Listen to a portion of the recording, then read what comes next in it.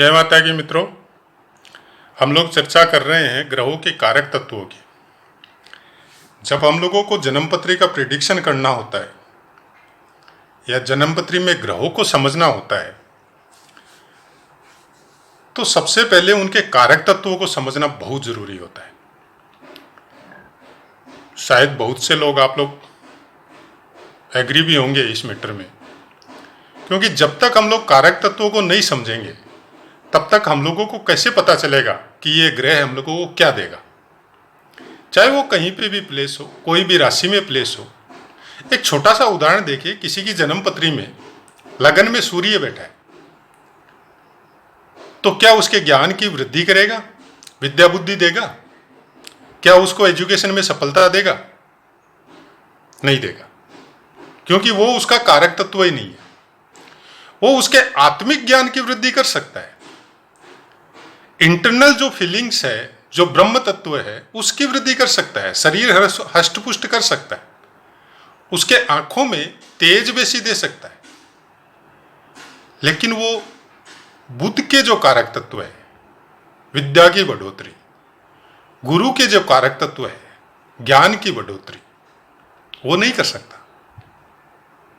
तो योग कारक होके वो आपका वृष राशि में बैठा है, आपके पहले भाव में है, आपके दूसरे भाव में है,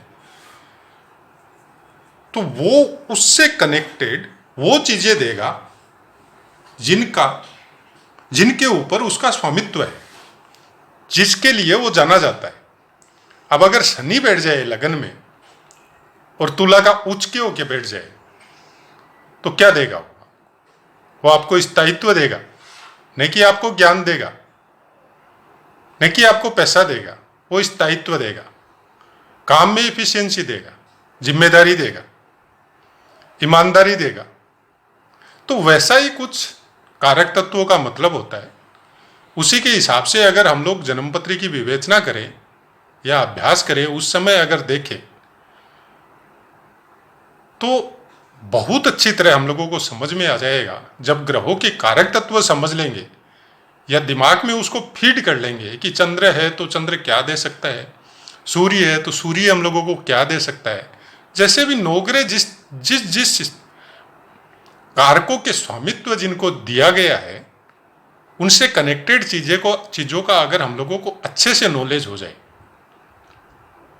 तो फिर बहुत कुछ हम लोग, चाहे वो वरक कुंडलियों के हिसाब से हो, चाहे लगन कुंडली हो, चाहे नक्षत्र के हिसाब से हो, बहुत कुछ समझ में हम लोगों को आराम से आ सकता है। मतलब ज्यादा उसके लिए फिर कुछ दौड़ भाग नहीं करनी पड़ेगी। जरूरत है कारक तत्वों को अच्छे से समझने की। जो लिखा गया है, जो गुरुजनों के द्वारा बताया गया है, उसको आज के प्रेजेंट समय में, वर्तमान में हम लोग किस तरह से उसको बता सके या अपने ऊपर कर सके। जैसे पुराने समय के जो श्लोक है उनमें जैसे बताया गया, कोई भी ग्रह का हो गया रथ घोड़ों के स्वामी होंगे, तो वर्तमान में इसको कैसे समझेंगे आप? तो वर्तमान में आपको यही समझना पड़ेगा कि आपके पास व्हीकल का, आने जाने का, कम्युनिकेशन का अपना पर्सनल कोई साधन होगा। तो उसी तरह उन कारकों को अगर हम लोग आज के समय में लगाएं और उसको समझने की चेष्टा करें तो शायद मेरा जो व्यू है, बताने का जो कारण भी वही है और व्यू भी ऐसा ही है कि उस समय के बताए हुए कारक आज के वर्तमान समय में हम लोग कैसे सेट कर सकते हैं और उसका प्रिडिक्शन कैसे कर सकते हैं, चाहे अपनी कुंडली हो, चाहे परिवार की हो। और अगर हम लोग प्रोफेशनल एस्ट्रो है, प्रोफेशनल ज्योतिष है, तो जिसकी देख रहे हैं जातक की, उसको किस तरह से समझ सकते हैं। तो मैं प्रोफेशनल की तो यहाँ कोई बात ही नहीं करता। मैंने तो, मेरा चैनल चलाने का मतलब इतना ही है कि हम लोग घरों में उसको कम से कम एक परिवार का एक सदस्य प्रकांड विद्वान हो, पूरी महारत आपको हासिल हो, वो एक अलग मैटर है। लेकिन नॉर्मल नॉलेज, बेसिक नॉलेज जो तिथियों का, ग्रहों का, नक्षत्रों का होना चाहिए, जिसके लिए हम लोग अपना शुभ और अशुभ समय देख सके, और उसके हिसाब से हम लोग अपनी दिनचर्या को आराम से स्मूथली चला के जा सके इस संसार से, वो ही ज्ञान देने का पर्पज है, जिसको बहुत कुछ हम लोग आज की भागदौड़ की जिंदगी में भूल चुके हैं। तो चलिए बात करते हैं राहु के कारक तत्वों की। कुछ तो मैंने लिखे भी हैं, इतने हैं किसी भी ग्रह के कि एक बोर्ड पे लिखना भी पॉसिबल नहीं है। बोल के मैं जरूर बताऊंगा आपको, और आपको उसी हिसाब से अपने दिमाग में भी सेट करना पड़ेगा इसको। एक बार में समझ में नहीं आता है, 2 बार सुनिए, 3 बार सुनिए। और अगर आप ज्योतिष में ही अग्रसर होना चाहते हैं तो सुनने के अलावा कुछ अच्छी अच्छी पुस्तकें भी मंगा के अपने पास रखिए, उनको भी पढ़िए, तब थोड़ा अच्छे से आपको और ज़्यादा डीपली समझ में आएगा। मेरा चैनल बेसिक नॉलेज बोलता हूँ मैं, लेकिन बेसिक नॉलेज ज्योतिष में कुछ नहीं होता है। जो बेसिक नॉलेज है उसकी अगर आप डीप स्टडी करते हैं, डीप उसमें जाते हैं, जब अभ्यास में जाते हैं, तो वही एडवांस नॉलेज बनता है। किताबों में जो लिखा है उसको आपको समझने के लिए आपका दिमाग उतना ज़्यादा एक्टिव होना पड़ेगा, उतनी ज़्यादा मेमोरी आपके दिमाग में होनी पड़ेगी, और कुछ आम आदमी से हटके आपकी थिंकिंग होनी पड़ेगी, तब जाके ज्योतिष कुछ समझ में आएगी। और ज्योतिष के विषय में जहाँ तक मेरा अपना अनुभव है, आप कितने पढ़े लिखे हैं वो मीनिंग नहीं रखता है, आपकी प्रेजेंस ऑफ माइंड कैसी है, समझने की क्षमता आपकी दिमाग की कैसी है, और क्या ज्योतिष के गणित में, ग्रहों के कारकों में या नक्षत्रों को समझने में आपकी रुचि रहती है। गुड ज्ञान या गुप्त ज्ञान, इसको समझने में आपको अच्छा लगता है। अगर अच्छा लगता है तो आप आगे बढ़ सकते हैं, और अगर आपको अच्छा नहीं लगता है तब फिर आगे नहीं बढ़ सकते आप। लेकिन फिर भी ये मैं दावा के साथ कह सकता हूं कि आपकी अगर थोड़ी भी रुचि है और इस मैटर में आपने अगर थोड़ा भी स्ट्रगल किया है, अपने दिमाग को परेशान किया है, तो ये कन्फर्म है कि आपके दिमाग का लेवल कुछ न कुछ नॉर्मल आदमी से अपग्रेड होता है।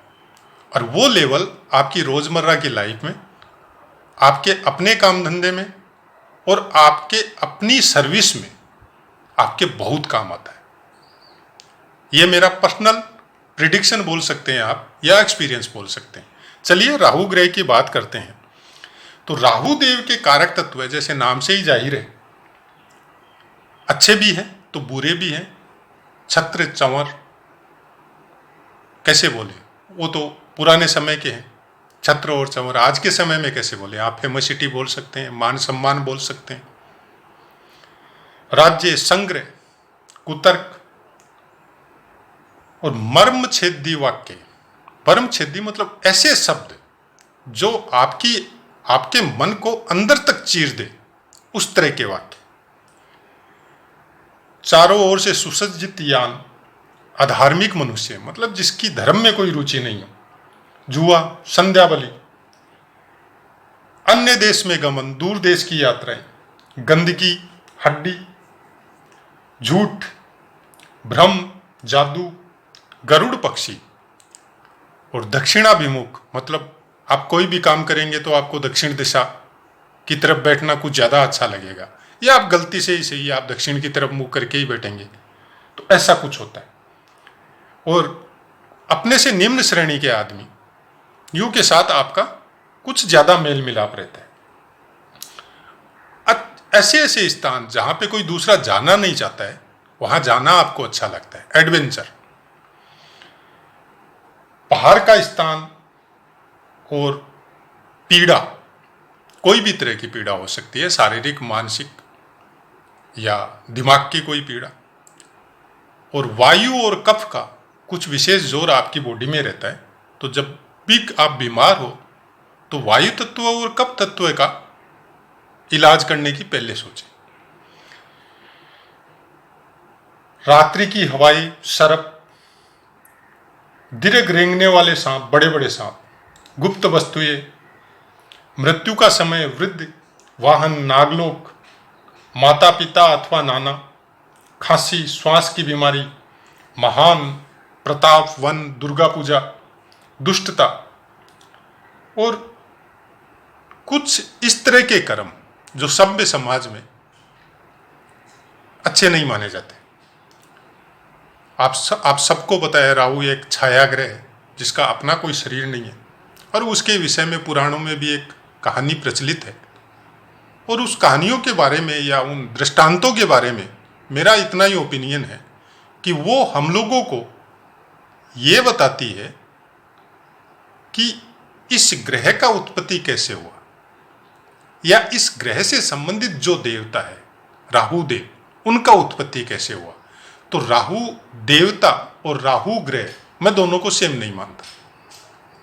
ग्रह एक अलग मैटर है और उनसे संबंधित जो देवता है जिनके पास इनका स्वामित्व है वो अलग मैटर है। कहानियों का या पुराणों का दृष्टांत उन देवता के लिए है, किस लिए कि हम लोग उस ग्रह को समझ सके कि ये किस तरह का आचरण करता है। बाकी मैं विश्वास भी करता हूँ और मानता भी हूँ, क्योंकि वेद पुराण से ऊपर हम लोगों के सनातन धर्म में कुछ नहीं। लेकिन जहां बात आती है ग्रहों की, तो उन्हीं वेद पुराणों में यह भी लिखा गया है कि ब्रह्मांड में असंख्य लोक है और असंख्य लोकों में असंख्य पृथ्वी ग्रह है। तो वहां पे भी ग्रह है, बाकी के ग्रह भी है। अगर पृथ्वी है तो बाकी के ग्रह भी है।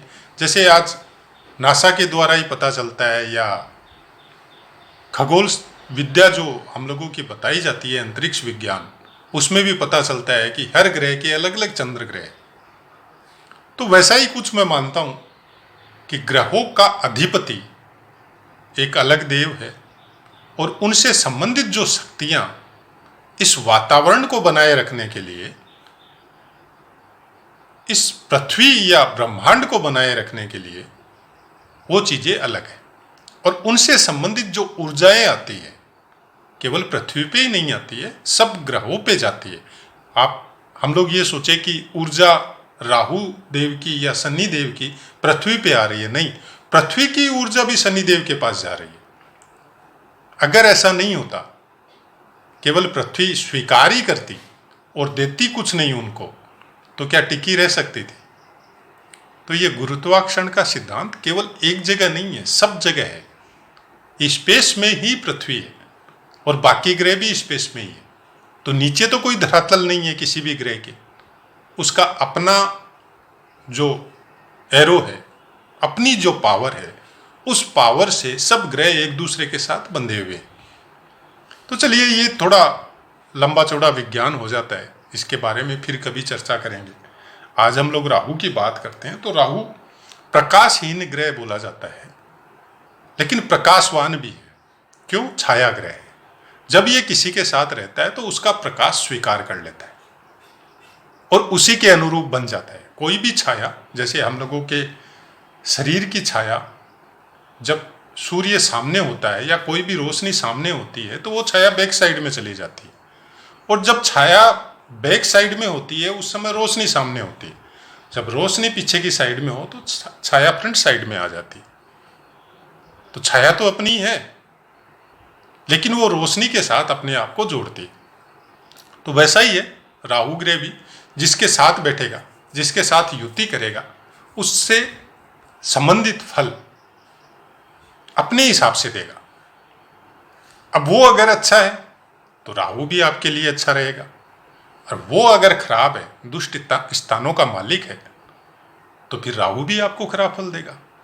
लेकिन राहु देव के विषय में सबसे बड़ी बात यह है कि अगर ये अकेला हो और किसी अशुभ ग्रह से दृष्ट ना हो, तो फिर यह आपको अर्श से फर्श तक और फर्श से अर्श तक दोनों काम कर सकता है। कहाँ प्लेस है और कहाँ कहाँ पे इनकी दृष्टि जा रही है, कौन से नक्षत्र में है, कौन सी राशि पे है और कौन से भाव में है, इसके ऊपर डिपेंड करता है। इसके बारे में हम लोग ज्योतिष शास्त्र में पढ़ते हैं शनिवत राहु। तो शनि की तरह बहुत कुछ राहु वैसा ही व्यवहार करता है। शनि की भांति रोग भी देता है, शनि की भांति हर काम में विलंब भी करता है। लेकिन राहु में एक विशेष बात है जो शनि में नहीं है। शनि धीरे देता है, स्लो मोशन प्लानेट हम लोग उसको बोलते हैं। लेकिन राहु सब काम अचानक से करता है। आपका अगर योग कारक है, दूसरे, पांचवें, नौवें और 11वें भाव में अगर अच्छी दृष्टि से और बलवान होकर बैठा हुआ है, तो यह आपके धन को, आपके लाभ को, आपके भाग्य को इतना जल्दी और इतना ज़्यादा बढ़ा देगा कि बाकी ग्रह उसको देने के लिए इतना ज़्यादा बल नहीं देते हैं जितना राहु देता है। और कलयुग में कुछ विशेष इफेक्ट राहु का रहता है, क्योंकि राहु से संबंधित चीज़ें कलयुग में, जैसे संचार व्यवस्था हो गई आपकी, स्पेस टेक्नोलॉजी हो गई आपकी, रात दिन हम लोग राहु के संपर्क में रहते हैं, लाइक मोबाइल, इंटरनेट, कंप्यूटर। तो राहु का विशेष इफेक्ट आज के वर्तमान समय में बहुत ज़्यादा है। और उसी के चलते आज बच्चे राहु से जब कनेक्ट होते हैं 1-2 साल के होने के बाद में ही, क्योंकि हम लोग मोबाइल दे देते हैं या लैपटॉप या कंप्यूटर पे बैठा देते हैं, या फिर उसको ऑनलाइन शिक्षा मिलने लग जाती है, तो फिर उनका दिमाग बहुत जल्दी एक्टिव हो जाता है। जो चीज़ें मेरे जितनी उम्र वालों से अगर आप पूछो, तो हम लोगों को जो बातें 15-15, 16 साल तक पता नहीं थी, आज के 5 साल के बच्चे वो सब जानते। इसका कारण है केवल राहु। लेकिन उसका नतीजा क्या हुआ? हम लोग फिजिकली वीक हो गए, दृष्टि संबंधी दोष आने लग गए, और स्नायु संबंधी प्रॉब्लम जो शनि और राहु दोनों ही देते हैं वो हम लोगों में होने लग गए। ये अचानक धन देने की वजह से इन योगों में जब बैठता है राहु, तो कहीं से भी धन प्राप्त हो सकता है, चाहे लॉटरी हो, सट्टा हो, शेयर मार्केट हो, या पुश्तैनी संपत्ति हो, या कोई ऐसी संपत्ति जिसका आपको पता ही नहीं है और आपको आपके नाम से किसी ने कर दी और उनका स्वर्गवास हो गया, और उसके बाद में अचानक से कोर्ट का कोई नोटिस या कोर्ट का कोई वकील वगैरह आपको आके बताता है कि आपके नाम से ऐसी ऐसी संपत्ति है, तो आप उस पर अधिकार कीजिए। ऐसा कुछ राहु करता है। ये राहु अपने छाया अथवा प्रतिबिंब स्वभाव के अनुरूप कुंडली में अगर राजयोग हो, शुभ ग्रह की युति हो, दृष्टि द्वारा प्रभाव हो, तो अपनी दशा या अंतर्दशा तो धन, यश, पदवी सब कुछ दिलाता। उसके विरुद्ध यदि राहु पाप ग्रह जैसे अष्टमेश, द्वादशेश से युक्त हो, दृष्ट हो, तो उससे उल्टा फल भी देता है। अब राहु को जो बताया जाता है, एक छोटा सा मैं एग्जाम्पल आपको देता हूं कि राहु के साथ अगर चंद्रमा बैठ जाए, तो ज्योतिषी जी या मेरे जैसे भी बोल सकते हैं आप, एस्ट्रो वगैरह है, बहुत बड़ा दोष बताते हैं, बहुत कुछ बताते हैं। ग्रहण दोष, सूर्य बैठ जाए तो ग्रहण दोष।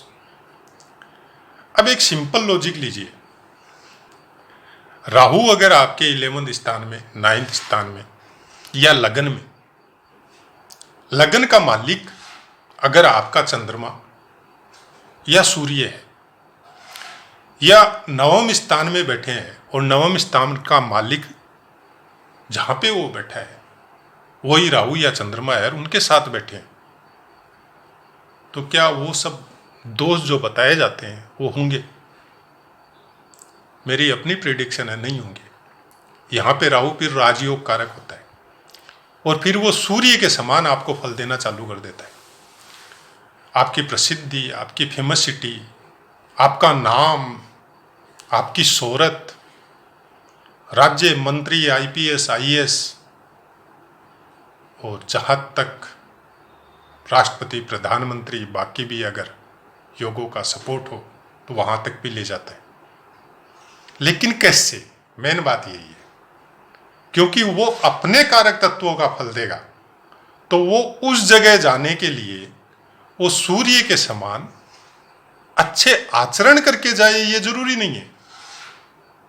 वो जाएगा उस जगह कैसे भी करके जाए। उसने एक मंजिल अपनी डिसाइड कर रखी है और उस मंजिल के बीच में जितने भी बैरिकेड आएंगे, जितने भी लफड़े आएंगे, उनको हुक किया बाई कुक, वो कैसे भी साफ करेगा। प्यार से मानेंगे तो प्यार से समझाएगा, दूसरे तरीके से मानेंगे तो दूसरे तरीके से समझाएगा। राहु जनता का, शनि जनता का बहुत बड़ा घोतक है। अगर ये योग कारक हो तो जनता का बहुत बड़ा साथ ऐसे इंसानों को मिलता है और उसी की वजह से वो प्रोग्रेस करता है। राहु को राजनीति का भी बहुत बड़ा कारक बताया जाता है, क्योंकि राहु खुद एक राजनीतिज्ञ है। भ्रम का वातावरण चारों तरफ राहु फैला सकता है। तंत्र मंत्र की शक्ति आपको राहु दे सकता है। ज्योतिष में जो प्रकांड विद्वान है उनका भी राहु योग कारक होता है। बाकी आप खुद समझदार है, बोलने बैठेंगे तो पूरा दिन बोल सकते हैं, लेकिन मेरी कोशिश यही है कि उतना जरूर बोलूं जितना आपको समझ में आए और उतना भी न बोलूं कि आप इरिटेट हो जाए। आशा है मित्रों, बगैर कोई कठिन भाषा के, नॉर्मल भाषा जो हम लोग यूज करते हैं उसी में बताने का प्रयत्न है मेरा। कोशिश यही है कि ग्रहों, नक्षत्रों, सब चीज के विषय में मैं एक नॉर्मल भाषा में ही आपको समझा सकूं। आशा है आपको समझ में आया होगा। पाठ से संबंधित कोई भी क्वेश्चन है आपका तो आप कमेंट कीजिए, आपको 100% आंसर मिलेगा। और अगर समझ में आ रहा है और अच्छा लग रहा है तो प्रचार कीजिए या प्रसार कीजिए आपके दोस्तों में, परिवार में। मेरी कोशिश यही है कि जो हकीकत है वो आप तक पहुंचे, बगैर कोई लाग लपेट के, बगैर कोई इतने कठिन शब्द जिनको समझने में हम लोगों को थोड़ी तकलीफ हो वो बोले। नॉर्मल भाषा में, साधारण भाषा में। अब अपनी वाणी को विराम देते हुए आपसे आज्ञा लेता हूं। जय माता की मित्रों।